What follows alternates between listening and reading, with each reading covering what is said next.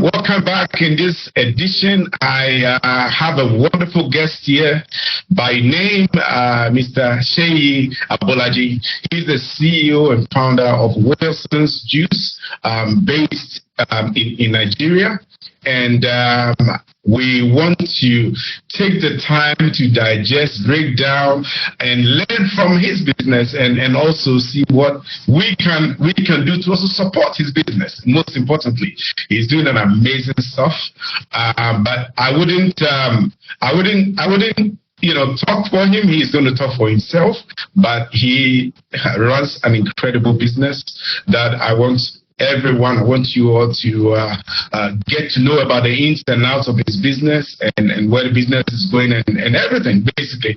And most importantly, Seyi is also part of our African SME CEOs peer support group network. It's a network of CEOs who really want to take their business across borders within the African framework and grow their businesses. So you are most welcome to this episode. Most welcome. Thank you. I appreciate it. Thanks for the opportunity. Awesome. So to kick the ball rolling, can you tell us a little bit? I know what you do, but just to kick the ball a little bit, can you tell us a little bit about what you do, what your business does, what products or services you offer? Yep. In a nutshell, we exist to make healthy living more exciting, accessible, and absolutely delicious. Right now, we do that through some not from concentrate, delicious goodness. We have a range of lemonade products, not from concentrate products, ready to drink teas, and such, right? So we're really focused right now on beverages and just making more natural and better for you beverages more accessible to the masses here in Nigeria. Wow. That's awesome. So lemonade products and the rest, So can I find where do I find your product? Right now it's in Nigeria, right? Yeah, right now. For now, that's why we're connected with you, trying to get it all across the continent. Yes. But yeah, right now we're mainly in Nigeria. You find us mainly through the modern retail channels. Okay. And this year is a big push getting into the more informal channels. Okay, that's amazing.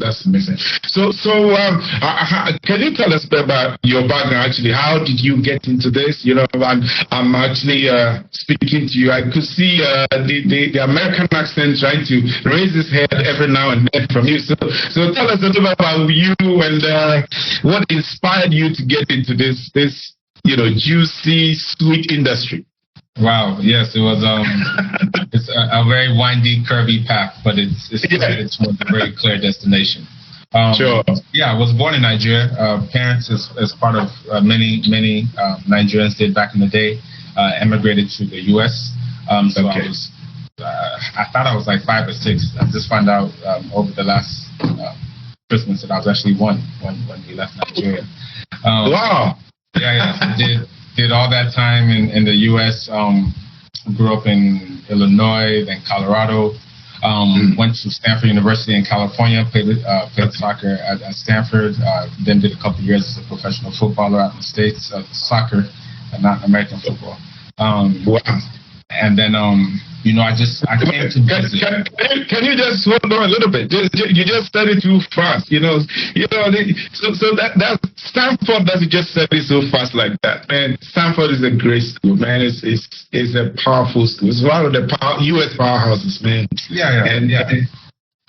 That's awesome. But I say it because it's kind of like one of the many things along the journey, and okay. I learned a lot being there, and I really, even here, I keep telling people it's not about where you went to school and if you went to school. Yes. It's like what value are you adding? Right. Fantastic. And, some people use school to learn how to add value. Some other people learn how to add value without a formal education. You're correct. I'm glad I went there. I'm proud of it. I learned a lot, but it's one of the many things along the journey. Yeah. Wow. That's awesome. I'm glad you brought that point out. The fact that you didn't go to a good school doesn't mean your life will not be up to anything. There are so many people who didn't go through a formal education and they're doing this. What value can you add? What value can you Yes. add, right? What value are you committed to adding? So, yes, but one of my closest mentors at Stanford was actually a guy called Professor Clough, and he really challenged me my junior year, actually the whole class. Just kind of said, one thing that disappoints him about Stanford students is, we go to one of the best schools in the world, and so many of us come out and we get really safe, really conservative. We get jobs that take care of ourselves, take care of our families, and that's like our success. Whereas people that didn't go to school or went to less known schools, they really go out and they try to change the world. And he just challenged the whole class and said, you got to decide before you leave Stanford. Are you about living a life of impact? Or about living a life of comfort? Wow. One is not better than the other, but you would be remiss if you don't make that decision. And I chose, very early on, because I think we were very, very poor going to the U.S., very, very poor growing up in the U.S. Wow. I just saw how my mother and father, made $1 out of 20 cents continuously. Just found ways to. They both had PhDs, and none of them could get a good job. All right, but none of them could get a good job. We were in Southern Illinois, and that's another story for the day. But they couldn't get respectable employment. Jobs. So dad was working 3 or 4 jobs at working in fast food joints. Mom resorted to doing hair. She learned how to do hair washes in Nigeria. So in our home, she turned our home into like a little mini beauty salon. Yeah. And then, just seeing how like they were scrappy and just like always focused on not like who is stopping us or what is stopping us, but more about like, hey, where are we going? How are we going to get there? Where are we going? How to get there? That mentality. So, I think it was just kind of Professor Clough asking that question just really cemented it in my mind that, hey, I'm not one of these kids. Right? Don't deceive yourself. It's a little different, right? And you have a bit more of a different responsibility to yourself, to your family, even to the world. Not to sound too grandiose, right? But I chose to live a life of impact. I didn't know exactly what that meant until I went to go visit Nigeria. So I hadn't been back in over 10 years by the time I finished and I was playing professional ball. And when I realized, I was good enough to be a professional, but I wasn't good enough to play at the level that was the goal. And everything about me is like just very clear, specific goals, and not being scared to fail. Right, really put myself in a position that it's not we kind of succeeded. It's either success or failure, and I'm not scared of failure. And, when I realized I wasn't going to accomplish professionalism at the level I wanted, I now started looking at what's next. So it was supposed to be a 2-week visit, come to Nigeria, came back, and man, it was things just started making a lot of sense. It was I say it's a place that's bad enough to keep a lot of good people away, but for anybody with a certain level of tolerance for, I don't know a better word for rubbish, patience and grace. Yes, a certain level of grit, a certain level of patience, and just like a really a certain level of just tough skin and willingness to kind of be uncomfortable. It's actually a fantastic place with a lot of great opportunities. So I saw that Nigeria was a place that I thought I could add more value. I could be So while I was here, it was a 2-week visit, but I bought a 1-way ticket back to Nigeria for exactly 1 year. I have uncles and aunties in the States, that always had that in 2 years I'm going back home.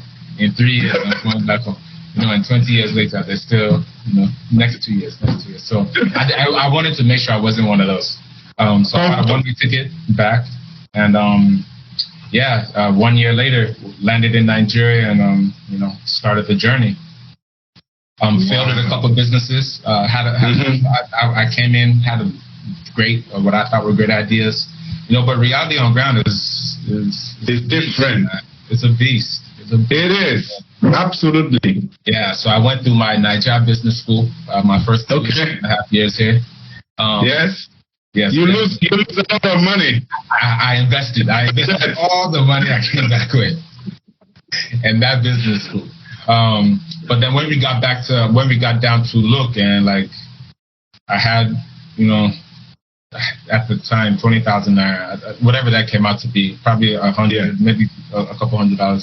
in the bank account, and it was really like I couldn't call mom and dad. Like my father was completely opposed to coming back to Nigeria when I came. Like he was like we didn't speak for nearly a year, like 9 months. Like it was just wow. Yeah, it didn't make sense. That was a big deal. Yeah, they left, to provide opportunities for us. My first job outside of football, I was making more money in my first, job outside of football than they did in 25 years in the States. Oh my goodness! So it's like you're leaving that to go do what? Where? To go do what? Where? So like he was not a fan of Nigeria, and then mom, was just like, hey, I'll pray for you. So okay, yes, that's the African mother. Yes, of course. Yeah. So I couldn't call them and be like, hey, I need help, because they would have thank God. Prayers, come back. Right? Yeah. So I just started thinking about like what else could I do, and God works in mysterious ways. The year after football, the year I was in the States, I had a job in Illinois in Chicago. And it was a 9 to 5. I was getting paid well, but I knew like that's not what I was going to really be doing. So on the side, when I was in Nigeria for those 2 weeks, I didn't see any coffee shops. So I didn't see any Starbucks. I didn't see any Jamba juices.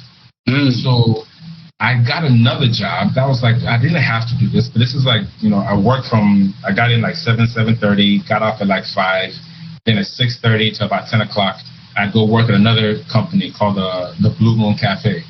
Right outside of Chicago. And I was learning how to make coffee and learning how to make smoothies. I figured that could be something I would do in Nigeria. So anyway, I tucked that in the back of my mind. But when I came down to, look, either you're going back to the U.S. or you got to find something else to do, I said, all right, look, I was a professional athlete. Coming back to Nigeria, I thought everything was going to be healthy. It's actually tremendously difficult to live a healthy life here. It is. Everybody's moving, and anything quick is fried or carbonated. Yes. Or, excessive salt. Exactly. So the idea was like, look, I haven't had a real cup of orange juice, and the stuff that they're selling in the stores that they call orange juice is not orange juice. So why don't I start making orange juice? And I went to the local university and asked the lady that ran one of the cafeterias to let me have a little small space in one of the kiosks, like a quarter of a kiosk, just to be selling fresh squeezed orange juice. So I wanted to do smoothies, orange juice, but I started with orange juice. And started selling orange juice. I had children, pointing at me and laughing, a grown man squeezing orange juice. But I saw like, I wasn't begging anybody for money. I didn't have to ask mom and dad for money. I was like, the goal was to make enough money to eat one meal a day. So within 2-3 months, I was able to hire one person. Within 10 months, I had like 4 or 5 people in that little kiosk. We were doing smoothies. Then one day, man, I went to the market. I was still going to the market myself at that time. And I saw some lemons. And it just literally, it was like a movie, just flashed, like when life goes lemons, make lemonade type thing. And it was kind of funny, but that afternoon, I bought lemons that afternoon.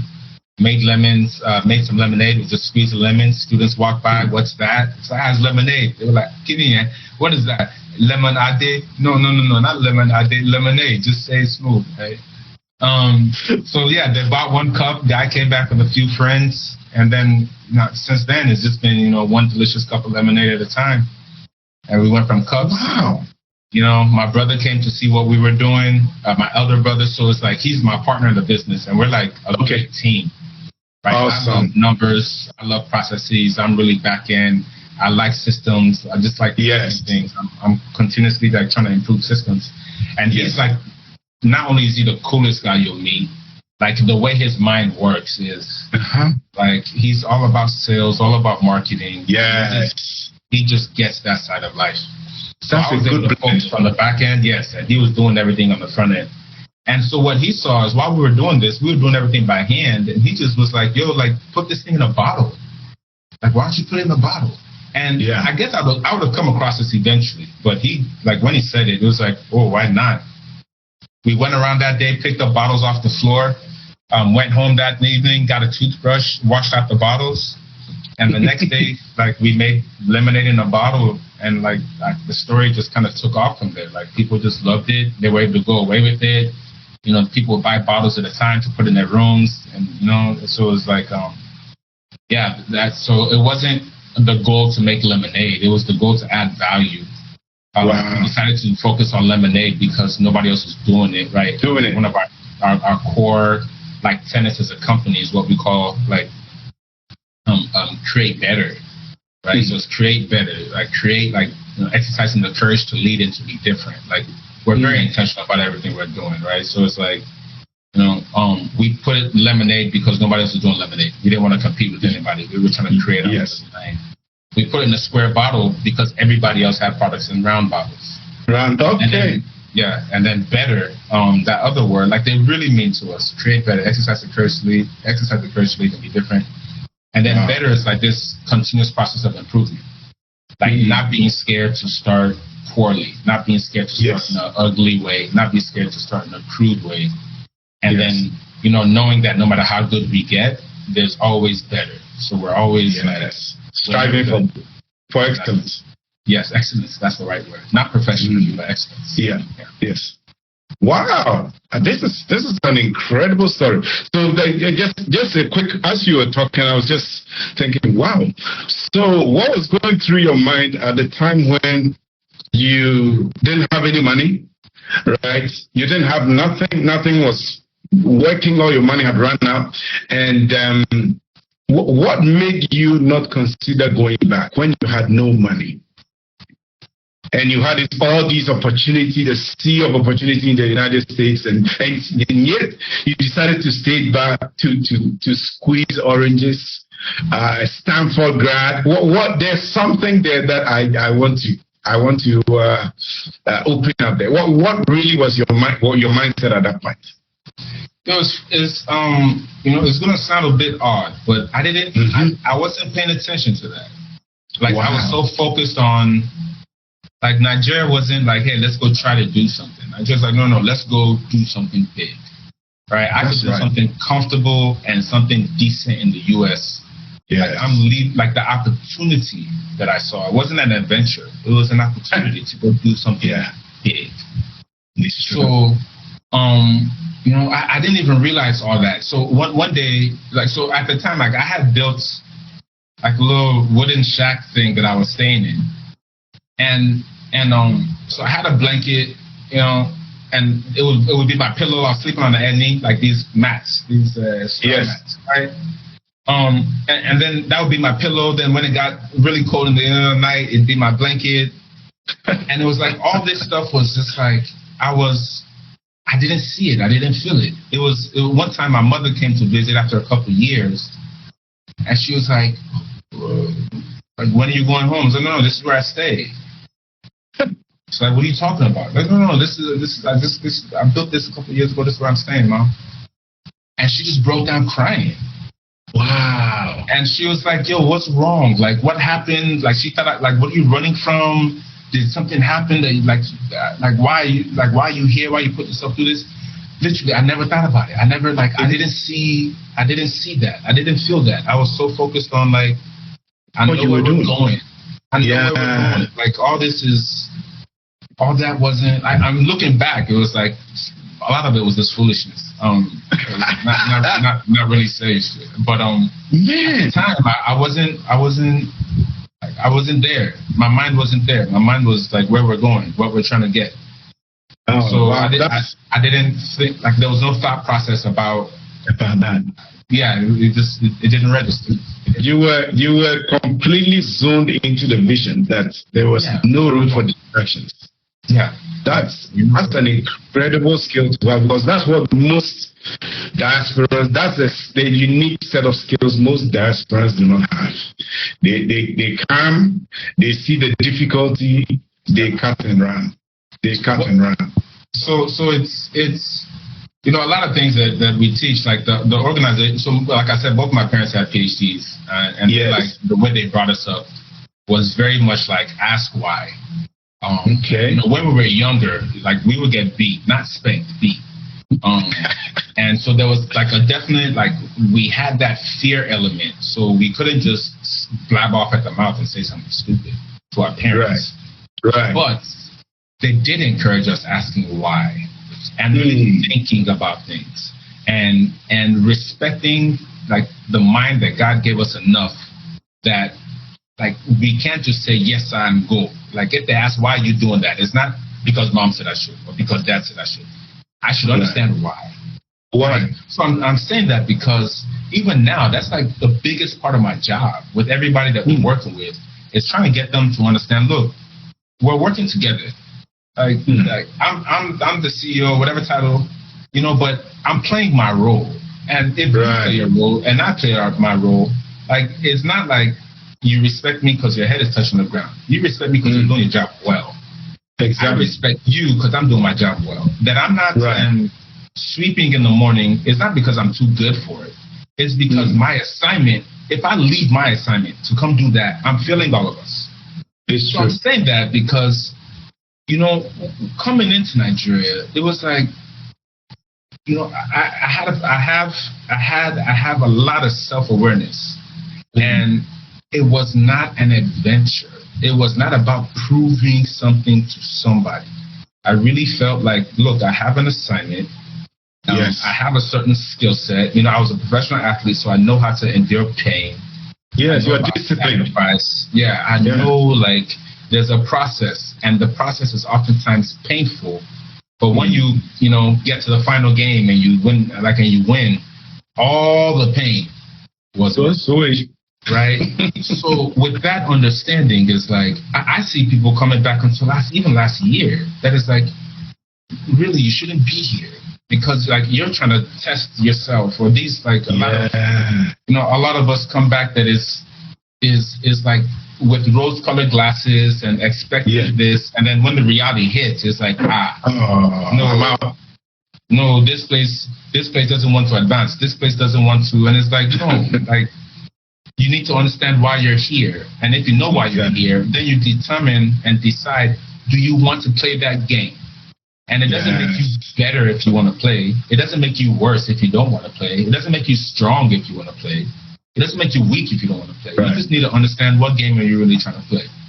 So it's like, it was like, because I was so self-aware, and I feel like there's a lot of people who, a lot of, you know, diasporans, whether their parents were or whatever, that come back off of machismo, and that's male or female, or a sense of, I'm going there to help them. No, you're going there to create value. So where are you going to be most valuable?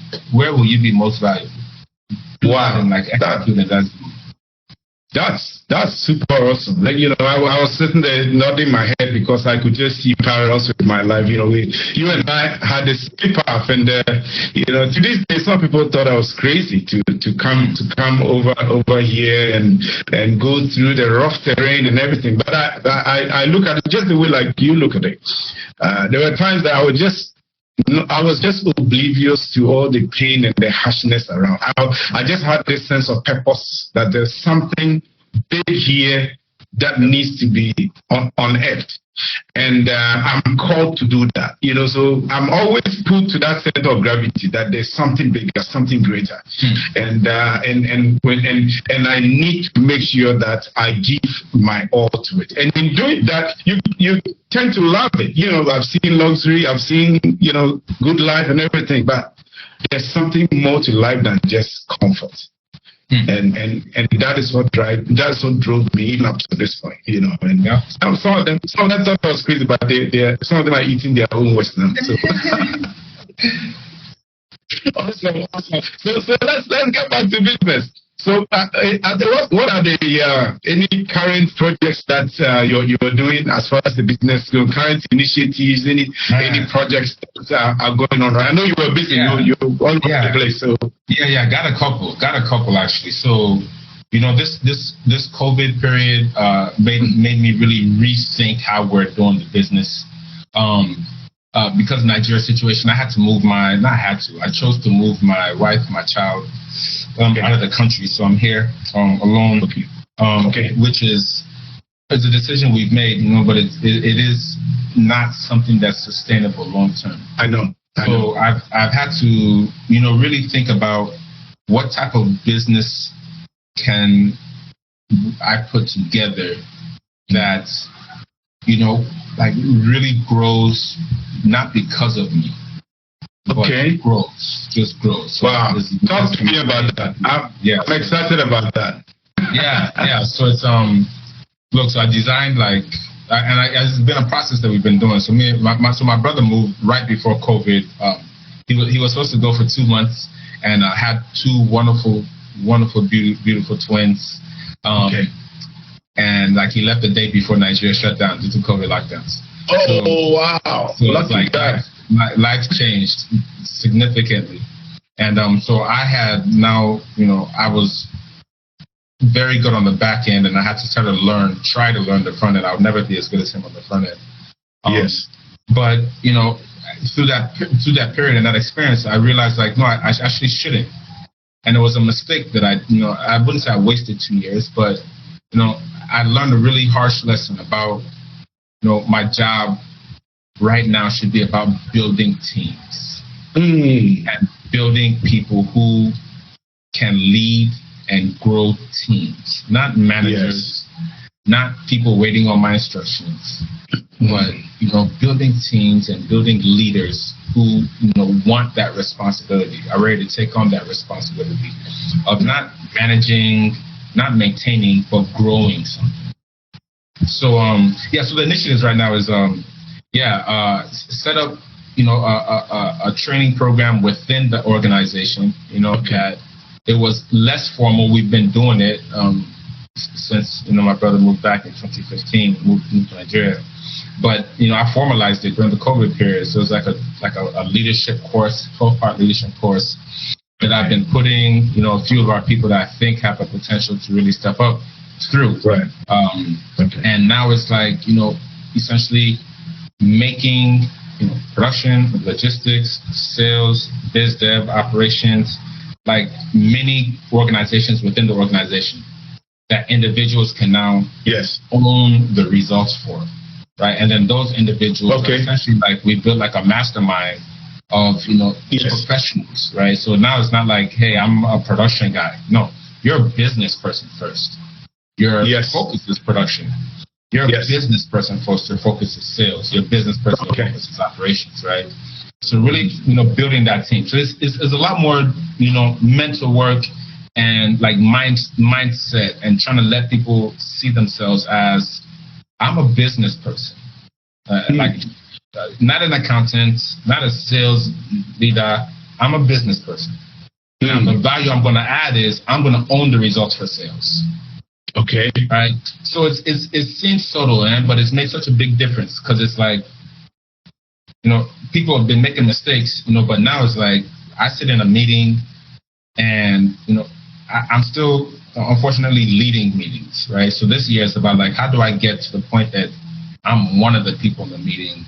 Everybody else is not looking at me as he's speaking, let's listen, but he's one of us, right? So trying to really build the leadership team. That's number one. The second project, which may end up as big, if not bigger than this Wilson's thing, is I think we figured out a solution to logistics, resolving logistics for SMEs. I'm saying Nigeria specifically, but I think if it works here, it could work anywhere on the continent, anywhere that is, dilapidated infrastructure, crowded cities, and then the level of corruption and distrust is pretty high. So we've been have to find a solution to moving products around during COVID. That again, I'm always tinkering, and anything that's good is could it be a little better? So I've been working on this the last 2.5 years, and I realized last year November, man, oh wow, this is actually could be a business, could be a product. And spoke with a couple of people, and automatically have 3 colleagues yo, please help us do this for us. So in the process of deciding, do I really want to start this as a company? Do I really want to do this? First, and then secondly, it's if we're gonna do it, then I think if we're gonna do it, it's gonna take the type of resources financial, and then time and mental energy commitment, because I think this could literally change the game for anybody that's doing consumer packaged goods on the continent. From day one, just knowing you don't have to set up your own phone tower, you could just make phone calls. Okay. I think there's a way that anybody that's trying to get their products from point A to point B can take, delivery and logistics for granted, just like you take phone. It's just a fee, but there's a service that's already set up. It's working. It's efficient. It's already set up. So, right now, everybody has to be sales, marketing, HR, logistics. Every growing company has to, you have to do everything and do everything on your own. But I think, I'm pretty sure I have a solution for do everything else, but that delivery logistics part. You have a selling. Yeah. Wow. That's a major headache for most companies, especially SMEs. The ones that have spoken, that has always been a major challenge. Exactly. And the thing is, I've been running away from it. Like up until 2-3 years ago, I even said and we've tried everything. Like get with a distributor, but when you're a growing company, distributors want to move volume. They're not there to help you, grow your business. They're there to help you fulfill, make sure your product's on the shelf. But between everybody knows my products and, I'm starting, there's a lot of help and a lot of work that needs to get done. And distributors are set up to do that. There are a lot of logistics companies, that are set up now, but they're all very good for the established companies. But now, I just started to look, I know what I'm doing now. Everybody doesn't know me yet, but I got something good going. There's really no solution for that. Wow. And I've been looking for it. I've been frustrated by it. And it was like the COVID and then not having my partner with me, I couldn't keep on trying to be Superman and make it happen. So I had to find another solution. And I found a solution. And it's like, that's good. The last 2-3 years, I've been like, no, somebody else has to do this. Somebody else has to do this. And nobody's doing it. So you're going to commit resources to commercialize it, right? Yes. It's I'm saying that because the way my mind works is I put blinders on. It's like one thing, execute, and it's very uncomfortable for me to be doing a bit of this and a bit of that and a bit of that. Yeah. But because this it was our major pain point up until a year and a half, 2 years ago when we started working on it 2.5 years ago, but we resolved it a year and a half ago. And now it's just smooth. Wow. So I feel like there's a big opportunity there, and the headaches that I've been through the last 10, 12 years maybe makes me better suited to resolve it than to resolve that. Wow, awesome. So that brings me to my next point. So basically, and I think you probably have captured a few of them. What would you consider would be some of the major challenges you faced along this journey? I know there's going to be a whole slew of them, but which ones really jump to mind?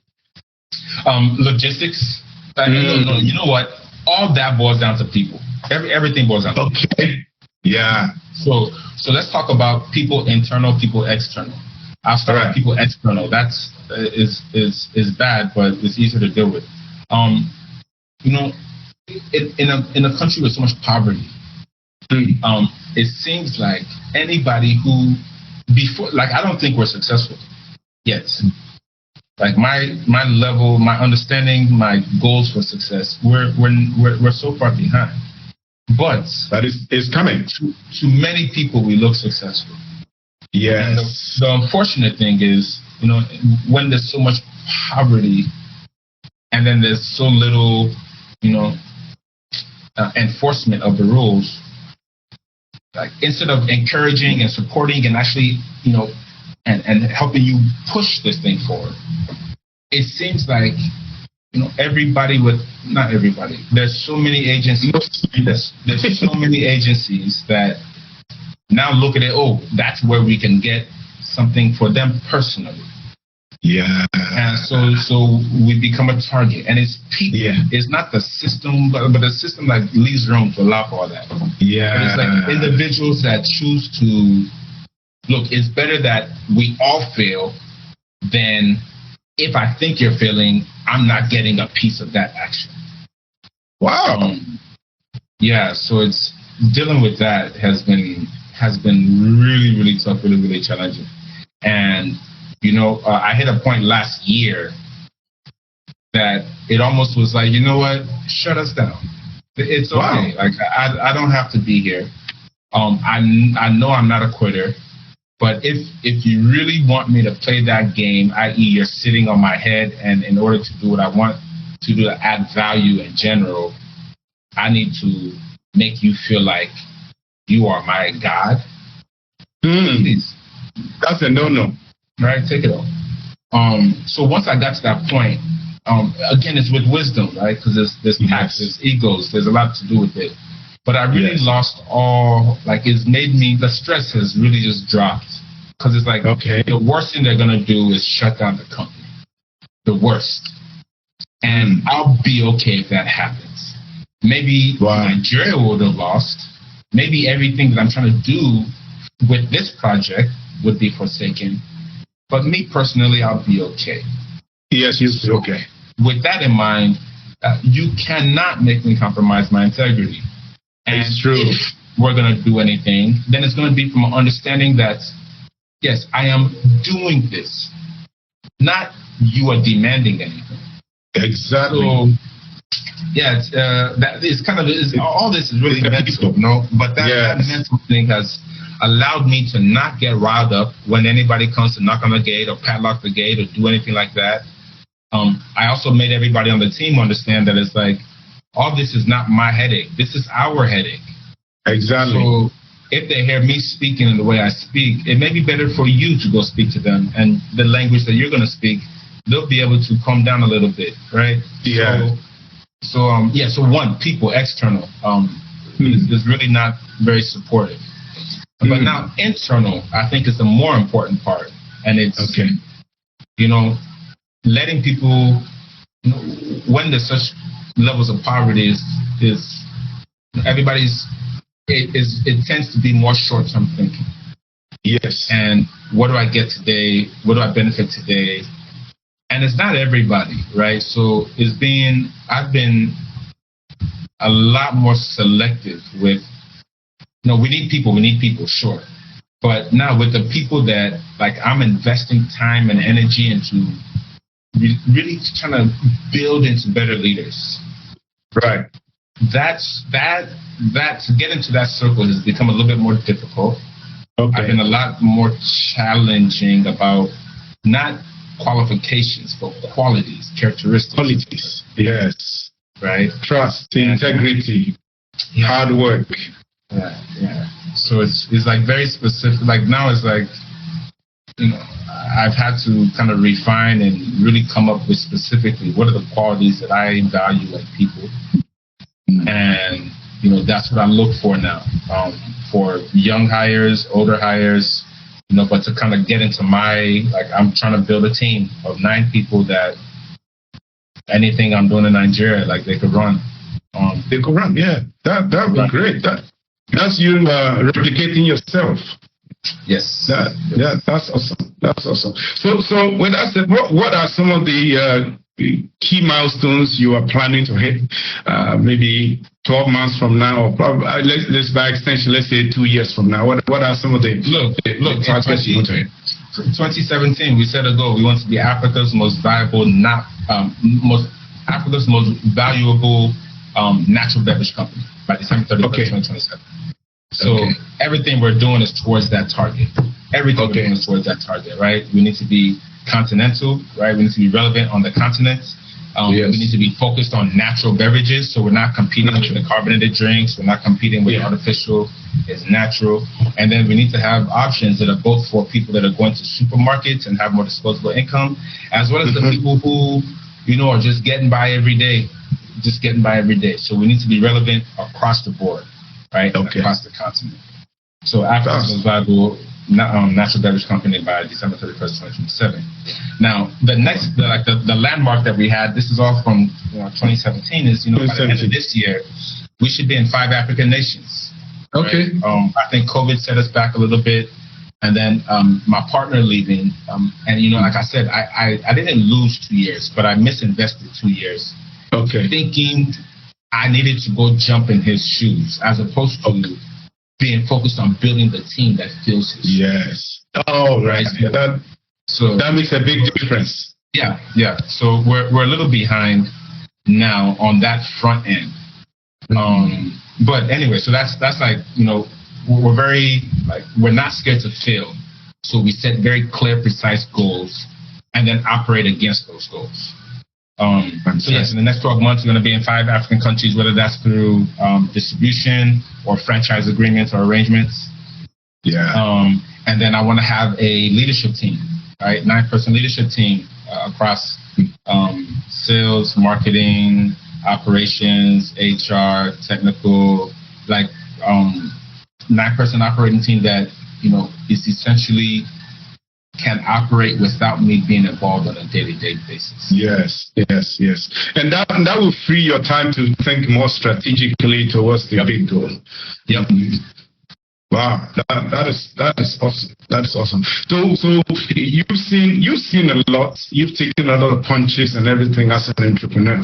What would be your advice or guiding post to any person who wants to venture into entrepreneurship, particularly within the context of our continent? And I would put it this way: if you can survive in Nigeria, you can survive anywhere else in the world as an entrepreneur. Because the terrain is so I would say so harsh, not necessarily in a negative sense, but in terms of competition and how things are, infrastructure base, access to capital, and a whole slew of things. That's my opinion. If I was coming from such a background, what would your advice be that I want to be in entrepreneurship within the context of Africa? What would you advise? So there's 2 things. The first thing I would first say is, like, look, there's no pride in being an entrepreneur. There's absolutely no pride in being an entrepreneur. There's also no shame in being an employee, right? No shame in being an employee. You got to focus on where you're going to add the most value. Where are you adding the most value? So that's the number one. Focus on how and where do you add the most value. The title of entrepreneur or employee, all that it seems very recent. It seems very cool, but there's a lot of people who miss their paths because of some shame about being an employee or some noise about being an entrepreneur. So 1, know yourself and focus on adding value. That's the number one piece of advice. The second thing is, now, if you're going to be an entrepreneur or if you decide to move to the continent and you're trying to do something on the continent, is, say, focus on getting better daily, right? So it's about better. It's about excellence, not about perfection. Wow. Because the moment you start comparing yourself we compare ourselves to Coke or Pepsi. No, we're comparing ourselves to how we were yesterday.